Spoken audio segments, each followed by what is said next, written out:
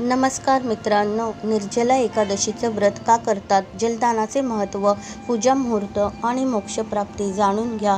नमस्कार मित्रांनो, श्री स्वामी समर्थ. यावर्षी निर्जला एकादशीचे व्रत मंगळवारी 18 जून रोजी आहे. ज्येष्ठ शुक्ल एकादशी तिथीला हे व्रत पाळले जाते. यंदा ही तिथी सोमवारी 17 जून रोजी सकाळी 4:43 पासून सुरू होऊन ते 18 जून रोजी सकाळी 7:28 पर्यंत आहे. ज्योतिषी डॉक्टर गणेश मिश्रा सांगतात की निर्जला एकादशीचं व्रत सर्वांनी पाळलं पाहिजे. 5 पांडवांपैकी एक असलेल्या भीमसेनने हे व्रत पाळले होते. भीमसेन एका वेळच्या जेवणाचाही त्याग करू शकत नव्हता, तरीही त्याने अन्न पाण्याशिवाय हे व्रत पाळले. यावरूनच आपल्याला कल्पना येते की हे व्रत किती महत्त्वाचे आहे. जाणून घ्या, निर्जला एकादशीचे व्रत का करावे, निर्जला एकादशीच्या दिवशी जलदान का करावे इत्यादी गोष्टी. निर्जला एकादशीचे व्रत का करावे. धार्मिक मान्यतेनुसार निर्जला एकादशीचे असे व्रत आहे ज्याचे पालन केल्याने वर्षभरातील सर्व 24 एकादशी व्रतांचे पुण्य लाभ मिळू शकतो. निर्जला एकादशीचे व्रत पाळल्याने वर्षभरातील सर्व एकादशी व्रत पाळल्याप्रमाणे फळ प्राप्त करू शकता. निर्जला एकादशीचे व्रत करणाऱ्यांची सर्व पापे नष्ट होतात असं मानलं जातं. हे व्रत करणाऱ्यांवर भगवान विष्णूंची कृपा असते.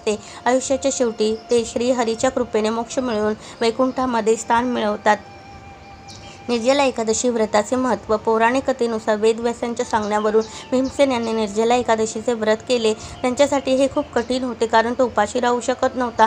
पण नरकात जाण्याच्या भीतीने त्यांनी वेदव्यासांचा सल्ला घेतला. निर्जला एकादशीच्या दिवशी व्रत केल्यास सर्व पापांपासून मुक्ती मिळते आणि शेवटी स्वर्गप्राप्ती होते, अशी धार्मिक श्रद्धा आहे.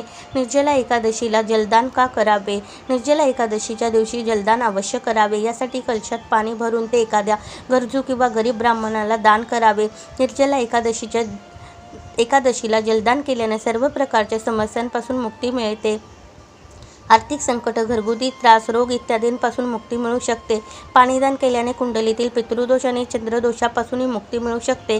ज्येष्ठ महिन्यात जलदान केल्याने पुण्य प्राप्त होते. या महिन्यात उन्हाचा तडाखा जास्त असतो, त्यामुळे ये-जा करणाऱ्या पशुपक्ष्यांनाही पाणी द्यावे. हे पुण्यकर्मांपैकी एक मानले जाते.